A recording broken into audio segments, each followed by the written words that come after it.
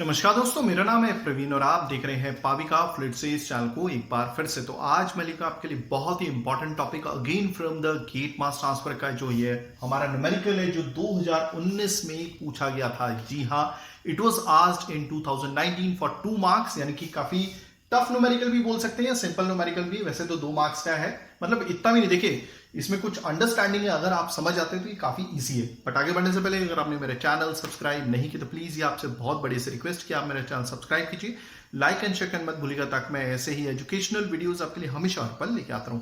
और इसी वीडियो के डिस्क्रिप्शन बॉक्स में अगर आप देखें तो आपको एक लिंक मिलेगा जहां से आप इसी चैप्टर यानी कि प्लेलिस्ट का जो नाम रखा है मैंने, गेट मास ट्रांसफर क्वेश्चंस, अगर आप उस पर क्लिक करेंगे तो आपको तमाम 2002 से रिलेटेड मीन्स तक कहां तक 2020 तक आपको तमाम गेट मास ट्रांसफर के जो भी अलग अलग चैप्टर से तमाम वीडियोस आपको मिल जाएंगे, जो सजेस्ट कर सकते हैं, डाउनलोड कर सकते हैं, किसी को सजेस्ट कर सकते हैं, मीन्स बता सकते हैं। ठीक है। और आपसे एक छोटी सी रिक्वेस्ट है कि अगर आपको लगता है कि आपने हमारे चैनल से, देखिए हमारा जो channel specially focused on fluid mechanics है, स्ट्रेंथ ऑफ मेटल है, हीट ट्रांसफर है, बाकी आप कमेंट कर सकते हैं कि सर आप मीन्स आपको किस टॉपिक पे वीडियो चाहिए, तो मैं तुरंत हाजिर हो जाऊंगा वीडियोस लेके। वैसे तो बहुत सारे कमेंट्स आते हैं, आंसर दे पाना बहुत मुश्किल होता है हर एक कमेंट्स के लिए, तो कोशिश करूंगा मैं कमेंट का मीन्स आंसर कर सकूं। तो आपसे रिक्वेस्ट थी छोटी सी कि अगर आपको लगता है कि हमारे वीडियो से आपने कुछ सीखा है, ठीक है, आपके अच्छे मार्क्स आए हैं और अगर आपने कहीं पे सक्सेस पाई, तो प्लीज आपको लगता है जो भी वैल्यू अगर आपको लगती है वो डोनेट करना चाहेंगे तो डोनेट कर सकते हैं आप। और उसका भी जो मीन्स लिंक है वो डिस्क्रिप्शन बॉक्स में दिया हुआ है, तो उसे जरूर क्लिक कीजिएगा। ठीक है, तो चलिए स्टार्ट करते हैं। हमारा ये क्वेश्चन 2019 में पूछा गया था, काफी इंटरेस्टिंग क्वेश्चन है ये। इसमें हम फीड की अलग अलग कंडीशंस को देखेंगे, कैसे क्यू लाइन चेंज होती है और कौन सी क्यू लाइन के लिए हमें क्या करना चाहिए, क्यू क्या होता है उसका भी मतलब देखेंगे, साथ में लिखेंगे गिवन डेटा, साथ में बनाएंगे डायग्राम और इस क्वेश्चन को समझेंगे अपनी नेटिव लैंग्वेज में। तो चलिए पढ़ते हैं। अब बाइनरी मिक्सचर विद कंपोनेंट, फिलहाल आपने देखा होगा कि गेट मास ट्रांसफर में मैंने अभी तक ड्राइंग के क्वेश्चंस देखे हैं, मींस करवा रहा हूं, और डिस्टिलेशन के क्वेश्चंस करवा रहा हूं। तो कोशिश है पूरी कि पूरा का पूरा मास ट्रांसफर जल्द से जल्द मींस कवर करूं। ओके, तो चलिए पढ़ते हैं। A binary mixture with component A and B is to be separated in a distillation column to obtain 95 mole% is the top product। देखिए, बाइनरी मिक्सचर मतलब दो कंपोनेंट है आपस में A और B, तो वही बताया, ठीक है। उन दोनों को सेपरेट करना है, कौन सी टेक्निक से? डिस्टिलेशन टेक्निक से। वैसे तो इस अलग अलग टेक्निक से सेपरेट किया जा सकता है, लाइक एक्सट्रैक्शन है, ओके, बहुत अलग अलग टेक्निक्स है, एब्जॉर्प्शन है, देन एडजॉर्प्शन है, तो बहुत सारी चीजें हैं। मगर स्पेशली ये बाइंडिंग मिक्सचर जो दोनों का लिक्विड का है, और इसे कौन सी टेक्निक से अलग किया जा रहा है? डिस्टिलेशन, यानी कि हम इसमें हीट देने वाले हैं और अपने अपने बॉइलिंग पॉइंट के हिसाब से ये दोनों सेपरेट हो जाएंगे। ओके, और ये डिस्टिलेशन कॉलम हम इसमें यूज करने वाले हैं, जिसमें देखिए दूसरी चीज, इसमें एक मोर वोलेटाइल कंपोनेंट होता है और एक लो वोलेटाइल कंपोनेंट होता है। ठीक है, तो मोर वोलेटाइल कंपोनेंट अपने बॉइलिंग पॉइंट क्योंकि उसका लो होता है वो सबसे पहले आता है। ठीक है, तो अभी जो मोर वोलेटाइल कंपोनेंट है, ठीक है, उसका जो मोल फ्रैक्शन दिया है टॉप प्रोडक्ट में वो 95 मोल% ए है। ठीक है, एक काम करता हूं, इसको समझने के लिए हम एक कॉलम, डिस्टिलेशन कॉलम बना देते हैं। ओके, ज्यादातर हम मैकेब-थील मेथड यूज कर रहे हैं। ओके, ये भी क्लियर है। सबसे जो अच्छा मेथड है जिसे यूज किया जाता है डिस्टिलेशन का एनालिसिस करने के लिए, दैट इज पॉन्चन-सेवरेट मेथड, और आपको ज्यादातर मैकेब-थील मेथड ही पढ़ाया जाता है। ओके, तो देखते हैं, ये हो गई हमारी फीड, हो गया क्लियर। ओके, जिसको मैं शॉर्ट फॉर्म में एफ बोलूंगा। ओके, यहां से आ रहा है हमारा वेपर, ओके, जिसको कंडेंस करना है हमारे कंडेंसर में। ओके, यहां से कुछ अमाउंट में रिफ्लक्स दे दिया जाता है, बस उसको हम डिवाइड कर देते हैं एल, मतलब इतना पार्ट एल है और जो बाहर निकल रहा है डिस्टिलेट। ओके, तो यहां पर हमारा जो मोल फ्रैक्शन है डिस्टिलेट में जो बाहर निकल रहा है, that is your 0.95। I hope आपको चीजें क्लियर हो गई होंगी। देखिए, ये मोर वोलेटाइल कंपोनेंट का मोल फ्रैक्शन है। मोल फ्रैक्शन क्या है? जैसे आपने मास केजी में कैलकुलेट किया हुआ, तो केजी को भी मोल में मींस कन्वर्ट करने का एक फॉर्मूला होता है, mole equal to gram upon molecular weight. फिलहाल मैंने मोल फ्रैक्शन लिखा है। मोल फ्रैक्शन का क्या मतलब होता है? Individual mole by total mole. Total means किसके मोल? ए और बी के मोल, और इंडिविजुअल किसका? जो मोर वोलेटाइल कंपोनेंट है उसका। मोर वोलेटाइल कंपोनेंट मान लीजिए ए है, ठीक है, फिलहाल तो ए ही दिया हुआ था in terms of D A. D मैंने इसलिए लिखा है क्योंकि क्या बोलते हैं, ये डिस्टिलेट में आ रहा है, तो एक काम करूंगा XDA लिख दूंगा। आई होप आपको क्लियर हो गया होगा। ये मोल फ्रैक्शन क्या है आपका? ए का कहां पर? डिस्टिलेट में है, तो ये यहां पर भी लिख देता हूं, यानी कि गिवन डेटा में that is XDA is equal to 0.95। Okay, आगे बढ़ते हैं। The binary mixture has a constant relative volatility equal to 2। देखिए रिलेटिव वॉलेटिलिटी क्या होता है, एक पर्टिकुलर टेम्परेचर पे आपको रिलेटिव वॉलेटिलिटी की वैल्यू अलग अलग मिलेगी। ठीक है, आप कैसे निकाल सकते हैं, कोई भी पर्टिकुलर टेम्परेचर पे दोनों का वेपर प्रेशर डिवाइड कीजिए, वही अल्फा वैल्यू होगी। ठीक है, वो बताएगा कि क्या इससे सेपरेट किया जा सकता है, नहीं किया जा सकता। तो alpha A B relative volatility A की बी के रेस्पेक्ट में कितनी है, 2 दी हुई है। ओके, आगे बढ़ते हैं। The column feed is saturated. हाँ, एक चीज बतानी रह गई थी, यहां पे W as a bottom product आता है। ठीक है, the column feed is saturated liquid. देखिए अब यहां पर हम देखने वाले हैं हमारी जो फीड है उसकी अलग अलग कंडीशंस। ठीक है, तो आप देखिए फीड की अलग अलग कंडीशंस होती है, कभी ये बिलो बबल पॉइंट होता है, कभी बबल पॉइंट होता है, कभी पार्शियली वेपराइज्ड होता है। मतलब जो फीड होती है कभी आधी वेपराइज होती है, आधी लिक्विड होती है, कभी टोटली मींस लिक्विड होती है, कभी क्या बोलते हैं टोटली वेपराइज होती है, कभी कभी टोटली सुपर हीटेड होती है। तो मैं यहीं पे बता रहा था कि जो कॉलम फीड है वो सैचुरेटेड लिक्विड है, जिसमें क्या है कंटेनिंग 50 मोल परसेंट ए। ठीक है, तो इसमें जो कॉलम फीड है, यानी कि देखिए कॉलम को जो फीड दी गई है वो सैचुरेटेड लिक्विड है। अभी सैचुरेटेड लिक्विड का क्या मतलब है, Q इज इक्वल टू 1। अब Q का मतलब बताता हूं। ठीक है, Q की अलग अलग वैल्यूज हो सकती है। ठीक है, कभी एक Q इक्वल टू 0 होता है, कभी Q लेस देन 0 होता है, कभी ग्रेटर देन 0 हो जाता है, ये भी हो सकता है, ग्रेटर देन 1 हो सकता है, मेरा कहने का मतलब है। ठीक है, तो मैं ये बोल रहा था Q is a fraction of feed. Q एक पार्ट है फीड का, क्या Q एक पार्ट है फीड का जो लिक्विड है। यहां पे लिख देता हूं, Q is a part of liquid, it is a part of liquid, sorry it is a part of feed. ठीक है, विच इज लिक्विड। अभी देखिए समझ में आ रहा है, फीड में वेपर भी हो सकता है, लिक्विड भी हो सकता है। तो ये वो पार्ट है फीड का जो क्या है आपका लिक्विड है। It is a part of feed which is liquid. हो गया क्लियर। फिलहाल जब भी आपको सैचुरेटेड लिक्विड दिया हो, या फिर इसका दूसरा नाम है feed is at bubble point. Bubble point क्या होता है, जब मिक्सचर उबलने लगता है ना, वेपर नहीं है, जब मिक्सचर उबलना स्टार्ट हो जाता है तो उसको बोलते हैं सैचुरेटेड लिक्विड। तो यहां पे Q इक्वल टू 1 है, यानी कि सारा का सारा जो है वो लिक्विड ही है। क्लियर हो गया। ओके, तो दैट मीन्स आपको ये कुछ इस तरह से दिखेगा। ठीक है, हाँ दूसरी चीज बताया है कि फीड में आपका जो ए का मोल परसेंट है वो कितना है, 50 मोल परसेंट है। तो दैट मीन्स फीड में जो XF है, देखिए XF क्यों लिखा है, ये मोल फ्रैक्शन है मोर वॉलेटाइल कंपोनेंट का, इसलिए मैं ए भी लगा देता हूं। और ये फीड में है तो ये कितना दिया हुआ है, 0.5। ओके, तो यहां पर ये भी लिख देता हूं, that is XFA is equal to your 0.5। हो गया ये भी। ओके, अब मैं हाँ एक चीज यहां पे बता रहा था, देखिए ये वेपर लिक्विड इक्विलिब्रियम डायग्राम है, ये एक्स एक्सिस है। एक्स क्या होता है आपका, ये मोल फ्रैक्शन है मोर वॉलेटाइल कंपोनेंट का लिक्विड फेज में। वाई क्या होता है, ये मोर वॉलेटाइल कंपोनेंट कौन है, ए है, जिसका बॉइलिंग पॉइंट लो है। ठीक है, ये मोल फ्रैक्शन है आपका मोर वॉलेटाइल कंपोनेंट का गैस फेज में। ठीक है, ओके, ये वेपर लिक्विड इक्विलिब्रियम डायग्राम है, ये होती है हमारी डायगोनल लाइन जहां पर x इक्वल टू y होता है।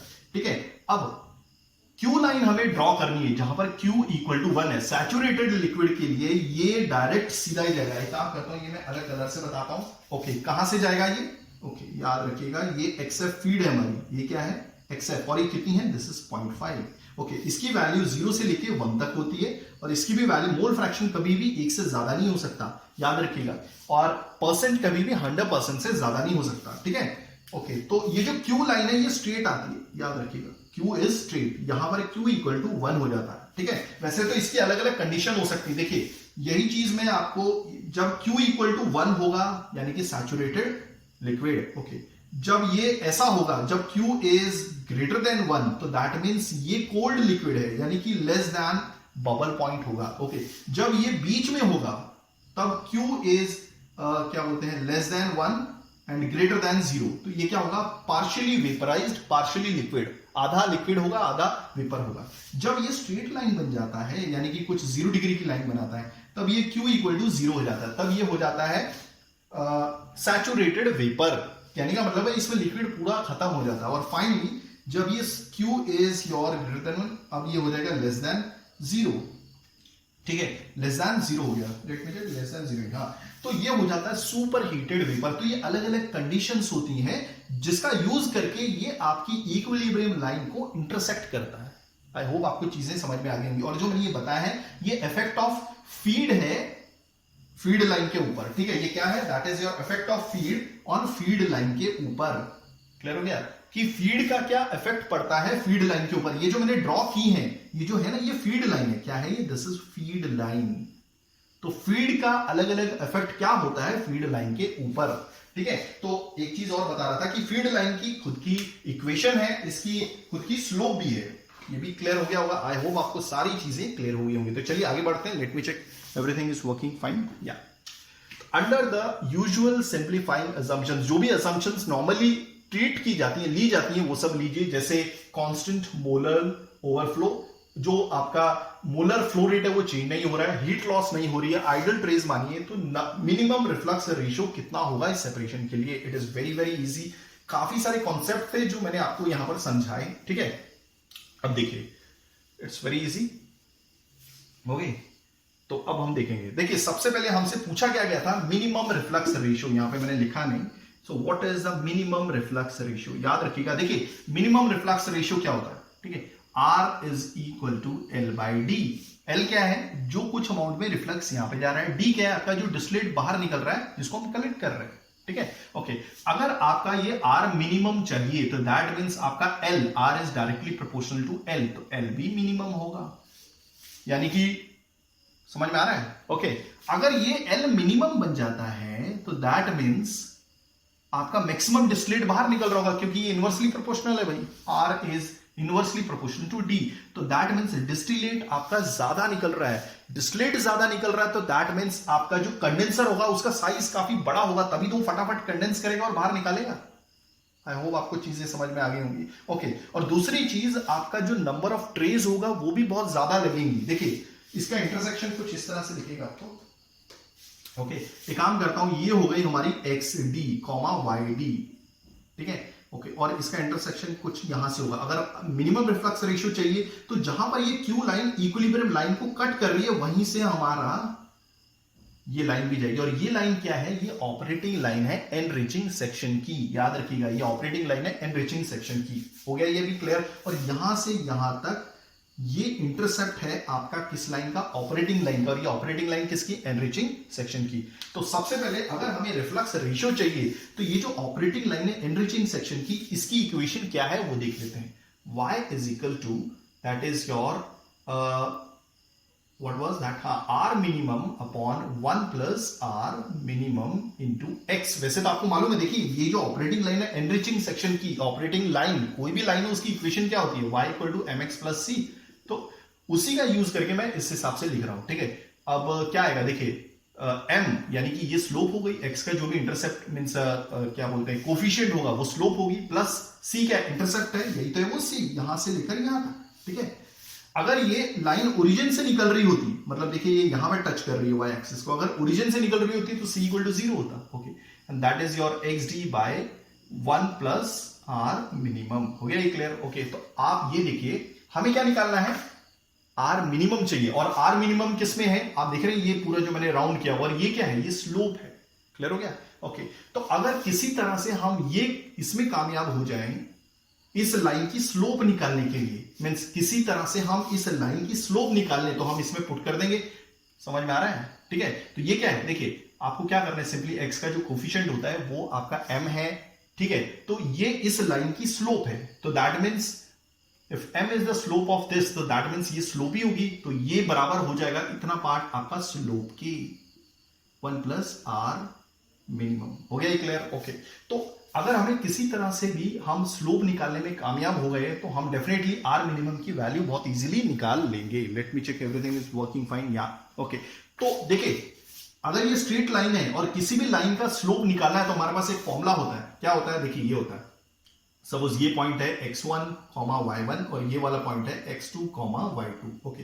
तो स्लोप अगर इस लाइन की निकालनी है, फॉर एग्जांपल आपने मैथमेटिक्स में पढ़ा होगा, slope is equal to what is this, ये m होता है, ठीक है, y2 minus y1 upon x2 minus x1 निकाल सकते हैं ऐसे ही। तो वैसे ही आप देखिए ये जो ऑपरेटिंग लाइन है हमारी एनरिचिंग सेक्शन की, इसके दो कोऑर्डिनेट चाहिए भाई, एक तो हो गया xd yd, xd हमारे पास है, अगर आप थोड़ा सा गौर करेंगे ये देखिए ये दिया हुआ है, ओके।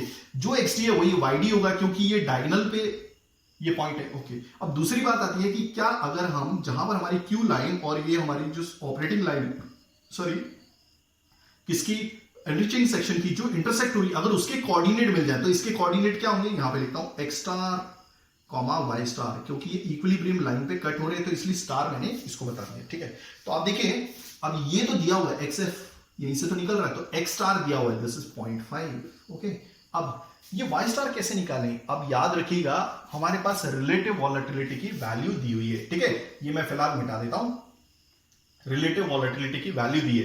रिलेटिव वॉलेटिलिटी की वैल्यू क्या है, देखिए इसका यूज किया जाता है वेपर लिक्विड इक्विलिब्रियम डायग्राम को प्रिडिक्ट करने के लिए, मतलब हर एक एक्स की वैल्यू के लिए वाई की वैल्यू क्या होगी। एक्स क्या है, आपका मोल फ्रैक्शन है मोर वॉलेटाइल कंपोनेंट का लिक्विड फेज में, तो उसके हिसाब से गैस फेज में कितना मोल फ्रैक्शन होगा मोर वॉलेटाइल कंपोनेंट का। देखिए ये है वो y is equal to alpha x 1 plus alpha minus 1 into x. Okay, अब ऑलरेडी आपको मालूम है, देखिए इस इक्विलिब्रियम, ये जहां पर आपकी क्यू लाइन और ऑपरेटिंग लाइन एनरिचिंग सेक्शन की कट हो रही है, उस दौरान आपकी एक्स की वैल्यू क्या है, एक्स स्टार कितना है 0.5। ओके, तो इस 0.5 वैल्यू के लिए आपकी इक्विलिब्रियम की वैल्यू किसकी, आपकी मींस मोर वॉलेटाइल कंपोनेंट के मोल फ्रैक्शन की गैस फेज में कितनी होगी, यानी कि वाई स्टार में कितनी, वाई स्टार की वैल्यू कितनी होगी, समझ में आ रहा है। ठीक है, मैं यही बताने की कोशिश कर रहा था कि अगर आपको एक्स स्टार की वैल्यू मालूम है, और एक्स स्टार क्या है, आपकी इक्विलिब्रियम वैल्यू है मोर वॉलेटाइल कंपोनेंट की लिक्विड फेज में, तो उसके हिसाब से आपका गैस फेज में मोर वॉलेटाइल कंपोनेंट का मोल फ्रैक्शन कितना होगा, तो वाई स्टार क्या होगा, तो इस एक्स की वैल्यू के लिए वाई स्टार कितना होगा, तो यही फॉर्मूले में एक्स स्टार वाई स्टार लग जाएगा। Okay, so y star is equal to alpha, alpha कितना है 2 इज इंटू 0.5, एक्स स्टार की वैल्यू पुट कर रहा हूं, अल्फा माइनस 1 यानी कि 2 माइनस 1, ठीक है, और इंटू एक्स स्टार। ओके, तो अगर आप देखेंगे इसे कैलकुलेट करेंगे using calculator, this is coming out to be कितना है भाई, this is coming out to be 0.63, कितना आ रहा है 0.63, तो ये हो गया हमारा 0.63, लेट मी चेक, 0.63 आ रहा है, सॉरी 0.63 नहीं आ रहा है, 0.667 आ रहा है, हो गया ये। ओके, तो अब जब हमारे पास ये आ गया है, हाँ तो ये लिख देता हूं 0.667, हो गया ये। ओके, तो अब मैं क्या करूंगा, सिंपली जो मैंने आपको रूल बताया था, अब ये लाइन हमारी रेडी है, इसके दो कोऑर्डिनेट भी रेडी है, तो m यानी कि slope is equal to what is y2 minus y1, ये x1 नहीं x2 y2 कर लीजिए और इसको कर दीजिए x1 y1, तो ये हो जाएगा yd minus y star upon xd minus x star, हो गया ये। ओके, सो देयरफॉर yd कितना है, this is 0.95 minus y star 0.667। Okay, मैंने राउंड ऑफ कर दिया।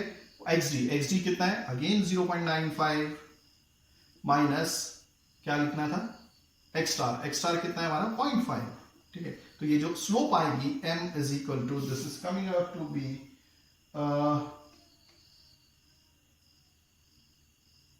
स्लोप मैंने कहा निकाली, सॉरी एक मिनट, मैं कैलकुलेटर में निकाल लेता हूँ, हो सकता है कि कहीं गड़बड़ ना हो जाए। ठीक है, 0.95 माइनस, सॉरी 0.95 माइनस, क्योंकि मैंने एक ही जैसी वैल्यू लिखी हुई है, okay, divide by 0.95 minus 0.5, okay, तो this is coming out to be 0.63, तो स्लोप आ गई 0.63। ओके, और एक बार मैं ये भी वैल्यू क्लियर कर, क्योंकि बहुत नजदीक की वैल्यू हो सकता है कि मेरी वैल्यू मिक्स हो गई होगी, एक बार मैं ये भी चेक कर लेता हूँ, कैलकुलेशन हमने सही की है, जस्ट ये देख रहा हूँ कि 1 प्लस 0.5, ओके, हाँ this is correct, okay this is also correct, this is also correct, हो गया ये भी। तो स्लोप आ गई, अब स्लोप आ गई तो आप यहां पे रख दीजिए simply 0.63 is equal to R minimum by 1 plus R minimum. तो अगर आप इसे कैलकुलेट करेंगे, सिंपली क्या करना है अभी 0.63, ओके, इस आर मिनिमम को नीचे डिवाइड कर दीजिए, क्या डिवाइड कर दीजिए, या आपकी मर्जी, आप जैसा भी करना चाहें। ठीक है, इस आर मिनिमम को नीचे डिवाइड कर दीजिए, कुछ इस तरह से मैं बोल रहा हूं, 1 प्लस, देखिए R minimum upon R minimum, ऐसा बोल रहा हूं, यानी कि जो आर मिनिमम है मैंने 1 प्लस आर मिनिमम से डिवाइड कर दिया, आप ऐसा लिख सकते हैं। ठीक है, तो फिलहाल ये जो हमारा कैलकुलेशन है फिलहाल मिटा देता हूं, हमारा आंसर आने वाला है। मैं आपको एक शॉर्टकट मेथड भी बताऊंगा, तो काफी लॉन्ग कट है बट ये अंडरस्टैंडिंग के लिए बेटर है। ठीक है, तो देयरफॉर दिस इज 0.63, तो अगर जब ये आर मिनिमम एक बार 1 से डिवाइड होगा तो that will be 1 by R minimum plus ये आर मिनिमम जब इंडिविजुअली डिवाइड कर रहा हूं आर मिनिमम को हर एक से 1 को आर मिनिमम से डिवाइड किया, इस आर मिनिमम को इससे डिवाइड किया तो ये 1 आ गया। ओके, अब मैं क्रॉस मल्टीप्लाई कर रहा हूं, ये यहां पे आ जाएगा। So that will be R minimum plus 1 is equal to 1 upon 0.63। Okay, तो this is coming out to be, हाँ, तो ये आ जाएगा 1.59। Okay, so therefore R minimum plus 1, okay, ये प्लस 1 उस साइड डाल देता हूं। So therefore this is R minimum is equal to 1.59 minus 1।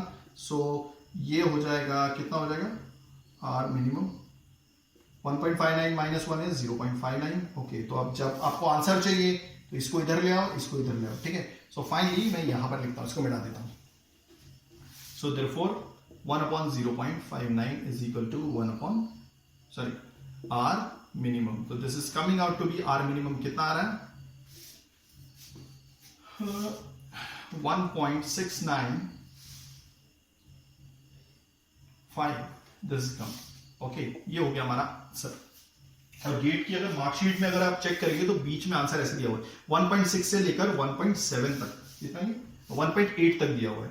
Gate की अगर आप चेकलिस्ट चेक करेंगे जिसमें आंसर्स दिए हुए हैं 1.6 से लेके 1.8 तक है, ठीक है। ओके, ये तो हो गया। ओके, अब एक इजी मेथड बता देता हूं आपको। देखिए, ये तो हमने जस्ट अंडरस्टैंडिंग के लिए पढ़ा कि भाई कैसे हम इस क्वेश्चन को समझें, ठीक है। और मैंने काफी सारे क्वेश्चंस आपको करके बताए कि भाई ऐसा, इसका मतलब मिनिमम रिफ्लक्स रेशियो का मतलब क्या होता है, नंबर ऑफ जो ट्रेस हैं आपकी आइडियल ट्रेस हैं वो बढ़ जाएंगी, ठीक है, कंडेंसर का साइज ज्यादा हो जाएगा, तो ये काफी सारी चीजें कनेक्टेड थी। तो मैंने एक एक करके सारी चीजें बताई आपको। अब मैं एक चीज बता रहा था आपको, इसमें मैंने आपको ये भी बताया कि आपकी फीड का क्या इफेक्ट होगा फीड लाइन के ऊपर, अलग अलग क्यू की वैल्यूज ली थी मैंने। ओके, दूसरी चीज बबल पॉइंट का मीनिंग बताया। एक और चीज मैं बताने की कोशिश कर रहा था आपको, एक चीज रह गई, हाँ, मैं बता रहा था आपको शॉर्टकट। देखिए, अगर आपको शॉर्टकट चाहिए तो simply you write this XD minus y star. ये देखिए, ये तो अंडरस्टैंडिंग के साथ था, ठीक है। अब मैं करने जा रहा हूं हमारा क्या, that is your XD minus y star upon y star minus x star. Let me check, यही है। ओके, हाँ, ये शॉर्टकट फॉर्मूला है जो आप यूज कर सकते हैं। ओके, इससे भी आपका आर मिनिमम सेम ही आने वाला है। This is XD is what 0.95, ठीक है, माइनस वाई स्टार कितना आया था हमारा 0.667 आया था, ठीक है। Y star 0.667 minus x star 0.5। Okay, so R minimum जो आया है हमारा 1.6946। तो दिस इज योर आंसर। तो आई होप आपको चीजें समझ में आई होंगी, पसंद आई होंगी। अगर आप ऐसी एजुकेशनल वीडियोस चाहते हैं तो प्लीज डू राइट कमेंट। मैं पूरी कोशिश करूंगा टाइमिंगली वीडियोस लेके आने की। थैंक्स फॉर वॉचिंग, धन्यवाद, थैंक यू।